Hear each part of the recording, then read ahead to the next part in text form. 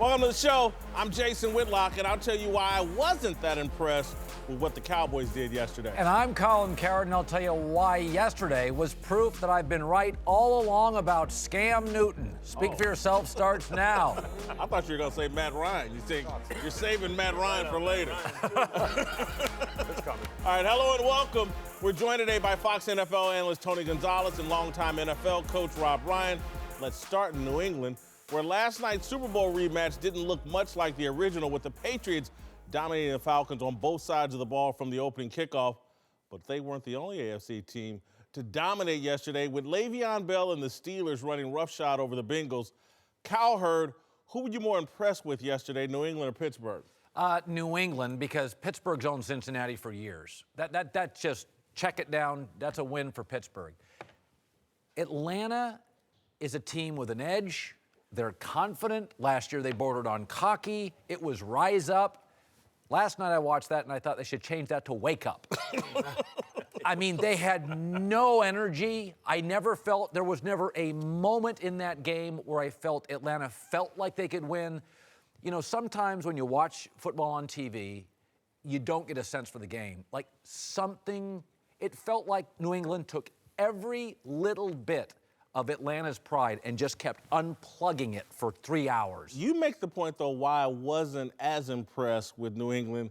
Early in the game, Dontarie Poe walked off the field and got a 12th man on the field penalty. And I was like, they're in a critical game, first quarter, and this dude can't jog off the field. That's why I wasn't that impressed with the Patriots, because something is off with Atlanta. Meanwhile, I look over at Pittsburgh, and yes, they own the Bengals. But that's an AFC North rivalry like none other.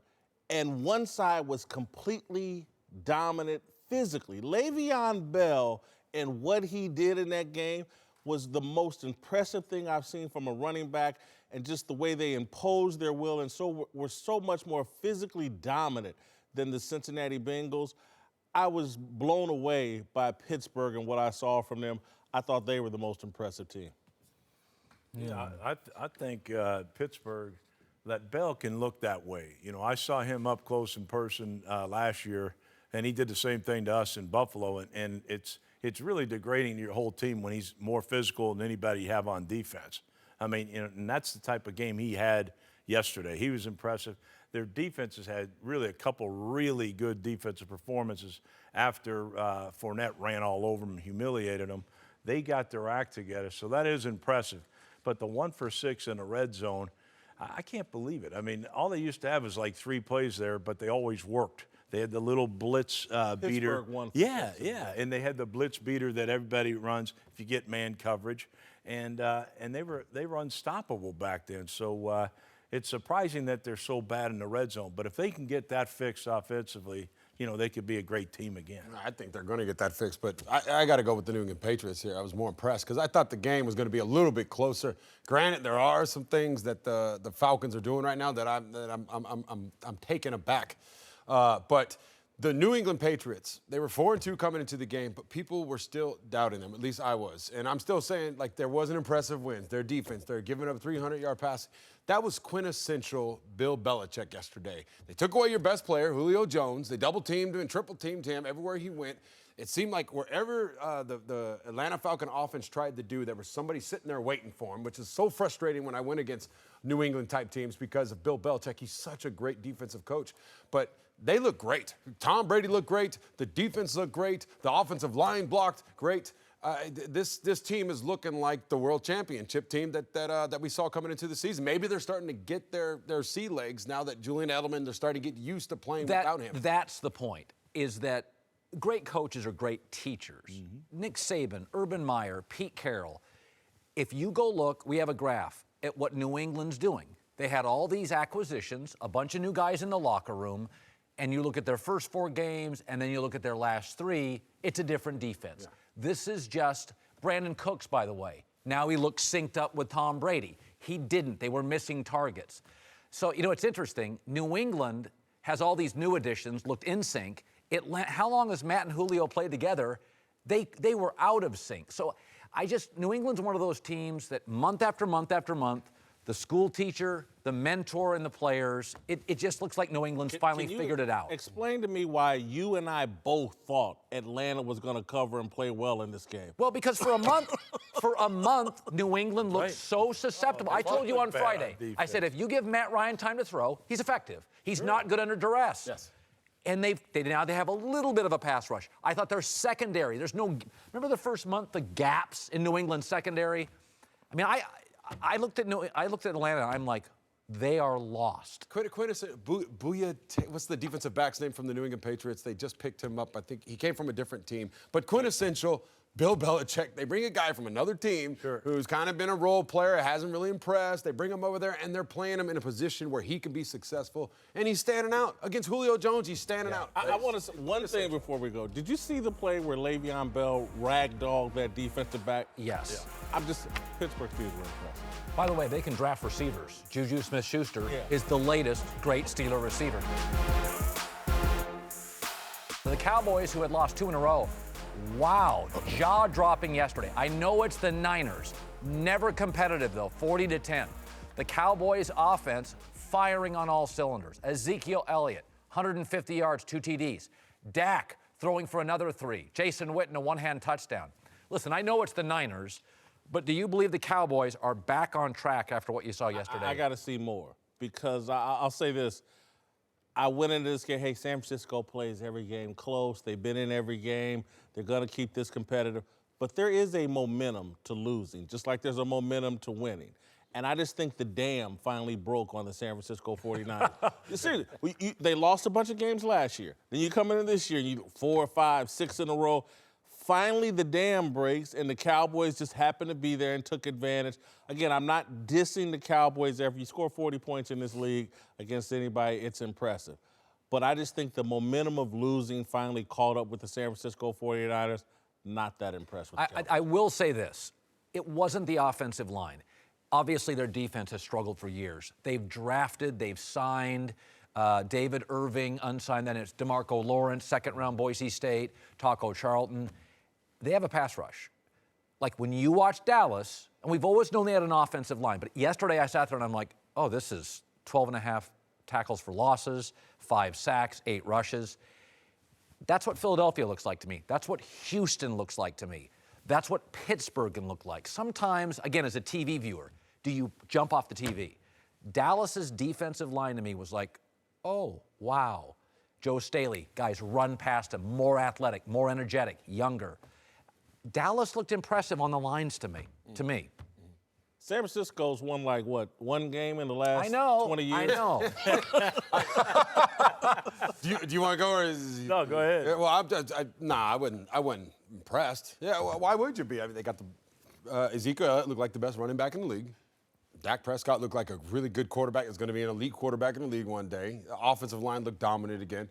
I'm with you. No, you guys show me something a little bit more than this. This is you're going against a team that hasn't won a game in the last 20 years, like you said, and you did what you're supposed to do. You did what you were supposed to do. I don't buy into that. I was impressed with him, but look, you have extra time to prepare. You know, good coaches are going to do a good job in that time. You know, look, you got to get this running back. You know, get him back to doing what he does. He hasn't played a full game. He had a great half against the Rams, and then they stopped giving him a football, which was, dumb. But now they pick up. They got him going. It's shocking to me to see how San Francisco doesn't realize you might need to stop 21. I mean, maybe because he had a 72-yard screen pass that goes for a touchdown. They rushed for 6 yards a carry on 43 attempts. A lot of that's San Francisco. But the thing I think is this is exactly what Dallas needed to get going. They have a talented front. Like you say, they can rush. And the difference is with those teams that you mentioned and compared them to, they do it with pressure with 5 guys. These guys are rushing with 4. So it's easier to call defenses when you can pass rush like they do with Irving and Lawrence. I mean, those are some pass rushers. You get Sean Lee back, and he makes a huge difference for their defense because now everybody can just look to the middle backer. He'll tell you what the play's coming and know exactly what it is because he studies so much tape. And he can this game here can catapult them into bigger and better. I will say, go ahead. Jerry Jones said something interesting after the game in terms about Ezekiel Elliott's mindset going into this game being more positive, the best Jerry has seen.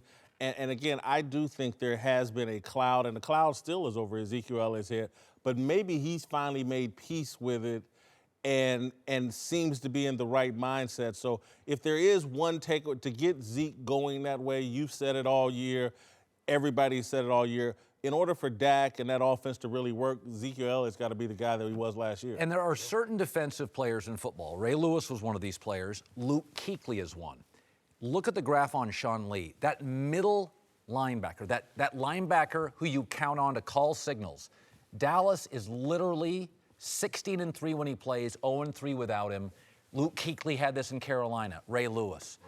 Wow. There are a handful of players in the middle of a defense that change outcomes.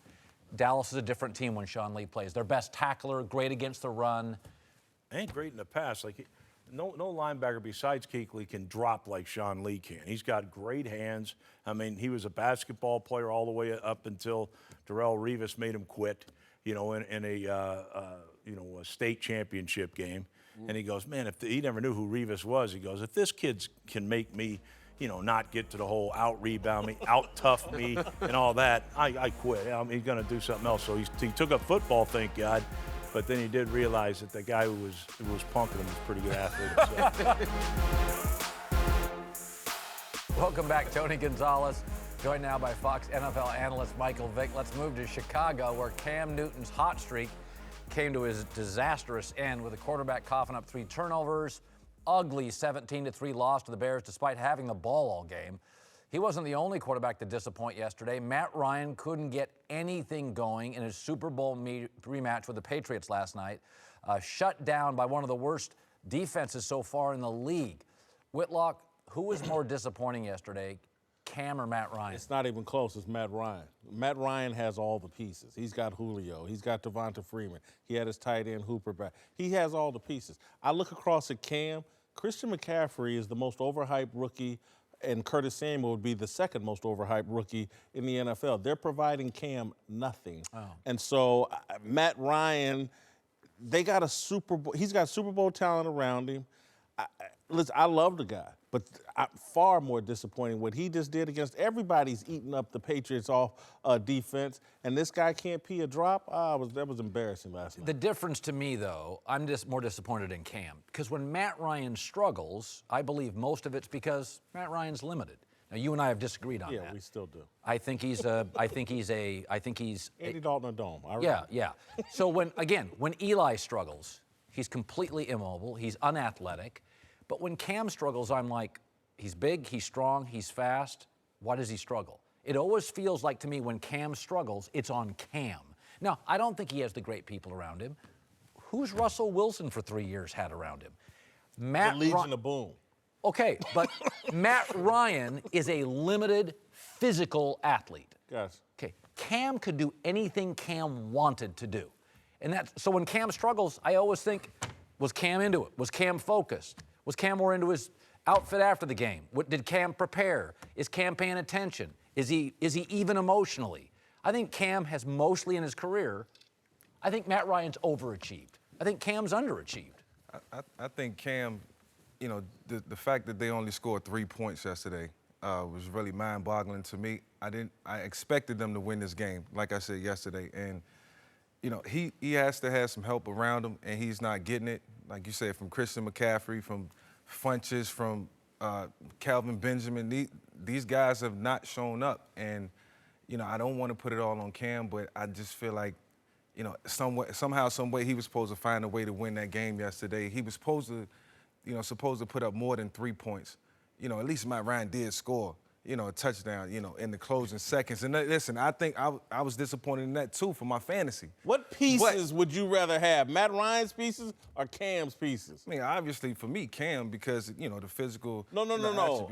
Supporting pieces. I think they both got... Julio Jones? Cam ain't got no Julio Jones. Yeah, but he got Calvin Benjamin. And Funches. And Dixon. He had 154 yards. You make it sound like never had 154 yards. Carolina's not without talent. Christian McCaffrey was supposed to light the world on fire and beat us at 7 yards on punt return. They got to find a way to use him. 2.5 yards per carry. They have to put him in a position to be successful, thus bringing me to the reason why I will say I'm going to go to bat for Matt Ryan here. Matt Ryan, obviously, I believe last year is really who he truly was. It's what I always said when I was playing with him. I'm like, he's capable of having this type of year, and he did it last year. He's got that new coordinator. Something's going on there. And I'm not going to take away that a couple of those passes didn't look like it did last year, but for the most part, I think it's coming down to what Sarkisian and him, they are not on the same page, and I blame both of them because I am dumbfounded why Julio Jones is not getting more attempts. Why is he not getting the Antonio Brown attempts per game? How many targets did he have last night? I think it was 4 or 5. That's not enough. You got to feed the beast. Get that horse going. Use him. By the way, when Cam struggles, I always hear he has no talent. Kelvin Benjamin's a real player. Funchess is a real player. McCaffrey's fine.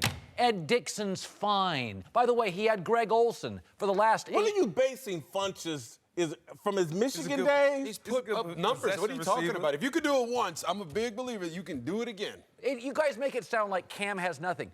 Russell Wilson has a worse O-line, a worse running game. And the Legion of Boom. At some point, Cam has to take ownership of Cam. Cam was horrible. He was horrible yesterday. Matt Ryan was worse. Matt Ryan, and again, I agree with Tony, it's Steve Sarkisian. I don't see any play call. I don't see what Andy Reid does a lot of times. He'll draw a guy open. The design of the play will get you open. Yes. I don't see that for Julio Jones and these guys.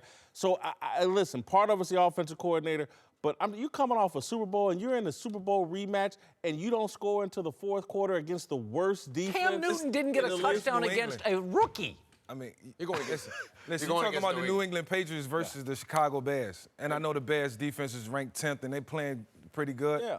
But they're not Bill Belichick. But it's not Bill Belichick and the staff. Cam had the ball for almost 40 minutes. The Jacksonville Jaguars have outscored the Atlanta Falcons.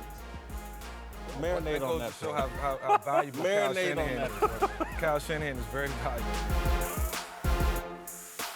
All right, to Cleveland, where DeShone Kizer was benched for the second time this year after struggling against the Titans. Of course, it didn't help that Kizer also got caught on video at a bar at 1:30 a.m. on Saturday. Hugh Jackson was asked about the incident after the game, and he didn't even appear to know about it. I don't think DeShone's has that kind of character or personality that way, so that is what it is. We have the video, so he was. It's 1:30 in the morning, and even if there's not a curfew, this is a guy trying to learn the playbook. Yeah, it's not a curfew. You're right. You said it. So that's the first I've heard of it. So appreciate you guys sharing that with me. Thank you. Does it show a lack of? You're a rookie. You're trying to learn the playbook. You're trying to win a game. I'm not here to talk about my personal life right now. That doesn't show a lack of commitment to learning the job. Absolutely not. I was out and was at the facility the next day. Preparing for a game. Was preparing for the game right before that. So once again, I'm not here to talk about my personal life. All right, Cowherd, do you have an issue with Kizer partying late on a Friday night? I do. I always have. That's why I was never a fan of Johnny Manziel out of college. I said it when Nick Saban was saying you got to draft Johnny Manziel. I said, no thanks. And it's why I was a fan of Deshaun Watson out of college. Because Dabo Swinney's like, you're never going to meet a kid this committed. Like, this whole quarterback thing is not just about big arm scramble. You grown up? You committed? Do you care? Do optics matter? That's why the first time I met Russell Wilson, he was 22, I turned to my producer in radio and I'm like, he's going to be the commissioner in 15 years. This stuff matters. I get clobbered for saying this, but it's like I use the term quarterbackial. You got to be presidential. I don't love Trump on Twitter, and I don't like my quarterbacks out at 1:40 at a nightclub. I just don't. Yeah, I 1,000% agree with you, and I think Hugh Jackson was basically trying to cover up what his real thoughts are, because I think Hugh wanted to take Deshaun Watson. They traded away the 12th pick, and Deshaun Watson went someplace else, and they get DeShone Kizer, a guy that Brian Kelly said needs to be in college, still has some growing up to do. Bada bing, bada boom. Saturday, 1:30 in the morning, in your rookie season, you're struggling. This makes no sense. Yeah, you're 0-6 and you're out of the bar at 1:30. Even when I was a rookie and I wasn't playing, I was smart enough to know in Atlanta, don't be out past 12 o'clock. And I always felt like nothing good happens after 12 o'clock. And the most important thing was to be in that playbook. You're 0-6, there's no room for that. you know, this is a welcome to the NFL moment for DeShone Kizer, I think, and hopefully this will be a wake-up call because now he has to refocus. He has to gain back the respect of the fans, so to speak, and he has to find a way to, turn this around. Hopefully this will change his mindset in terms of how he prepare and go out and try to win a football game. Yeah, you remind me of Herman Edwards. He used to come out and say, there's no reason to be out past 12 o'clock. If you're a true player, you can be home and you need whatever you need to get done before you should be able to get done before 12 o'clock if you're a true player. But I would say this, the quarterback is held to the higher standard. I don't have a problem if, like, for me, I remember you wrote articles about me, and you probably don't remember. Yes, I do. You were talking about Derek Thomas. You said Derek Thomas needs to pass the nightlife king to Tony Gonzalez because I guess he was hanging out too late. Yes. And I like to hang out. I am that player that would go out on a Friday night when I was younger. Yeah. When I was younger, and I could handle it. Now, as I got older, you make adjustments. You say, okay, I have to. And then by the time my 17th year came, I didn't even go out during the week. Because I wanted to get my rest and get my sleep. But when you're 21, 22 years old, you can handle that stuff. But as a quarterback, perception is so different. key at this time. You know, can't do it. You know, it's funny. I was talking to an NFL guy a couple weeks ago, and he said the combine's really tough. He goes, for everybody at the combine, except quarterbacks, it is a week-long neck-down test. He goes, but the quarterbacks all neck up. So you go to the combine, and you get nothing out of it except for the interview. And he's like, you have to figure out in that 15-minute window, do you love football or like what it gives you? Are you committed? Are you a grown-up? Can you yell at teammates? Listen, you guys are great examples because you like to go out early. You had some missteps. I don't think this defines him. Like, I think he can. By the way, not at all. The smartest kid I ever went to high school with pulled the fire extinguishers. He ended up being #1 in his class and going to Air Force. 18-year-old kids make mistakes. Yeah. I don't think it defines him. You don't get into Notre Dame. I didn't like the way he handled it, though. No, I didn't either. I didn't like his answer. He got caught off guard, too, and he didn't know what to do. I've been in that situation where you're like, oh, you start scribbling. And you're like, I'm not here to talk about my personal life and all. I didn't like the way he handled it. There was no remorse there, and I know they caught him with his pants down on the spot, but I didn't like the way he handled it. And look, Brian Kelly already told us the kid's immature. And so, again, just like Johnny Manziel, how many bumps in the road did he have, and he still couldn't make the turn? When you had a couple situations in Atlanta, did you go home that night? Did you talk to your girlfriend? I mean, like, what centered you? Because you had a couple missteps. Well, I had so many. You know, it was just, I got it on my own, but I had multiple people coming to me, outlets and different sources just saying, listen, Mike, if you don't change, you will find out what the NFL stands for, and that's not for long. And in my third year, I really got it, but I was all over the place. I did the things that DeShone Kizer did, but we was winning. You know, my second year, we went to the playoffs, so I got a little complacent, and I stepped out of the box a little bit. But like I said, when you're not winning games, you're held to a higher standard. He's struggling to hold on to his starting job. He's already been benched once. He's in and out of the lineup. Yeah, and so you would think they just turned the job back over to you, and in this is the week you hanging in the club until 1:30 in the morning. And you know, I mean, Tony, you got a tight end, a wide receiver. I think it's different. It's totally different deal than your quarterback. Sean Kizer, good luck to you. Welcome back. Rob Ryan's here, founder of the Big Lead, Jason McIntyre. Let's move to New York. How about the Seahawks? Wow. The Giants were hapless yesterday. Wasn't much drama on the field. There was plenty on the sidelines. Doug Baldwin shoving his own offensive line coach, Tom Cable. Here's Doug Baldwin on the incident after the game. Honestly, I wouldn't even going at Cable. It was just in that moment, you know, I needed the players to take accountability for what we were doing, you know. That's how I felt. I wish I would have done it differently. You know, Cable and I, we both have the same mindset. We both want the same thing. And in that moment, you know, he said what he said, and basically it was exactly what I was going to say. So, you know, yeah, I guess it worked out, but I obviously wish it would have been different. All right, Whitlock, have an issue with Baldwin and the coach? Yeah, I do. Again, you know, I don't want, because listen, coaches, players get heated. A lot. A lot of times it happens in practice. It's very rare that it happens on the sideline during a game where someone gets shoved like this.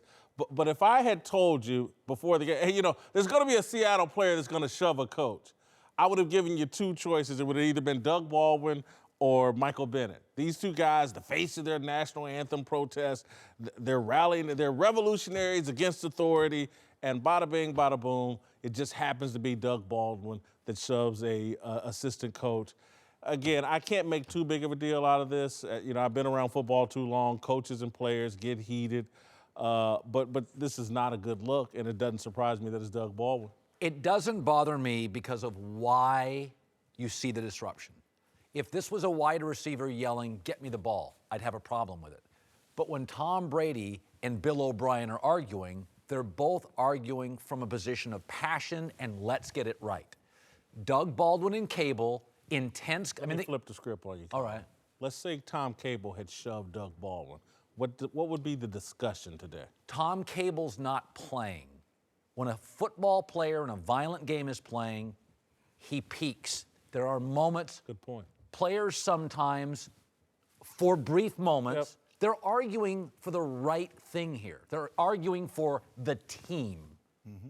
Do you buy that? Yeah, I mean, I think, look, it's the most passionate sport around. It really is. And you've got all these alpha males out there. There's going to be things that go on. I was on the sidelines of pro football for 19 years. I've never been shoved by a player. Now, I've been, MF'd by him, but your dad did punch Kevin Gilbride too. Is that right? That was coach on coach. That was a coach, and there's there's no harm in that. But the big thing is, I think what you definitely don't want to do is put your hands on a player for sure. They're a lot younger and faster, and would win on points for sure. But I think Cable. Look, I love the points you made about both of them are passion. They're trying to win. They're trying to get to the same place. Look, he shoved the coach. I guarantee Cable will be the first guy to line up and get shoved again if they're going to play that good on offense after the incident. But it's an unfortunate thing. It's come up now a couple of times. We had the one coach grab a player, Antonio Brown, and now this incident. It really doesn't need to be in football at all, but it doesn't surprise me that some of this happens. For some reason, guys, I don't have a problem with it in Seattle because I feel like the Seahawks thrive in chaos. They have comfort in chaos. Like you're the guy who postpones doing the term paper until the last minute, and then you get it done, and it's an A+ because you're great at that. The Seahawks have these problems. I mean, we saw it last year. Richard Sherman, I think we have video of it. Richard Sherman on the sideline in an Atlanta game goes off, flips out. They're fine. Remember, Jay Glazer, I believe, reported before the Super Bowl, Golden Tate and Percy Harvin had a fist fight. And then they come out and destroy the Denver Broncos. So these guys thrive in chaos. I don't have a problem with it. Also, Jason, I've said this before. Mike Tomlin and Pete Carroll have created a culture where they are asking players to be all in emotionally. Now, Tony Dungy, more reticent and more academic. That was not Tony Dungy's way to do it. But certain players, Marvin Lewis, Pete Carroll, they're asking their players to emotionally, almost collegiate, rise above themselves. This would be less of an issue to me if the Seahawks had some quality victories on their schedule. I still think this is a team that is in emotional chaos, and I think they're getting away with beating up the Giants. I think they beat up San Francisco. They beat the Rams. They did a nice road win. Yeah. But again, I think their other win is against another marginal team, the Colts. Oh, yeah. So I still think this is a team that bears watching how this is going to play out in terms of the players basically running the team. But if this was New England today, wouldn't all of us be like, whoa, timeout, no good? Yeah. Isn't the reason we're sort of kind of hedging our bets is this is Pete Carroll. This is what he creates. I mean, if this was a Belichick team, you would be like, what in the hell's going on? We've seen it with Tom Brady, as you said. Tom Brady and the quarterback. That feels like Seattle to me. The thing is, though, Pete Carroll brings championships. I mean, he really does. He took a lousy team and built them way up. He got him a championship. He gets them in the Super Bowl. They should have won if they just run the football. I mean, that was ridiculous. But look, he's got these guys playing on an emotional high every week, and that's really difficult to do. And he's I an want to show you exceptional some video. coach. It's of not a- like the players are just running the team. I want to They're show you together. I want to show you a video of a chaotic sideline and an organization that fell apart because of this type of behavior. I mean, look at this. It's this type of behavior that'll destroy a team. That's all right. That's two guys wanting the same thing. Passion. I mean, that is. Yeah, Rob. And That's Rob why was right coach there, gets, obviously. You know, ticked and Isn't he out of your wanting weight to- class, Rob? I mean, you're fighting down a division here. Hey, that's all right.